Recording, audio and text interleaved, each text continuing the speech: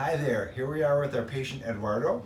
Eduardo just stopped by the office today, 8 months after we did a max harvest hair transplant procedure on him. He came in for a quick follow-up. How was the procedure for you? Procedure was awesome, no pain whatsoever.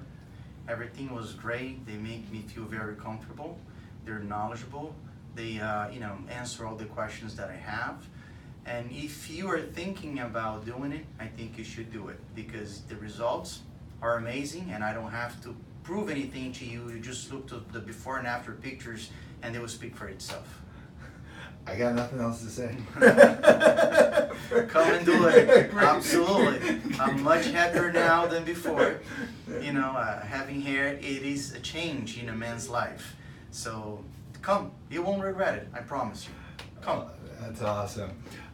So what we did is we did max harvest. We completely reframed his whole frontal hairline. We put these nice, soft, natural hairline grafts all the way around. Looks nice and natural on him. We completely reframed it so it looks super soft and natural from the profile. He told me he just got his hair cut, and this is his suture line hidden underneath here. You can't even see that. Look at this. Literally got a cut yesterday, right? With like a, what would you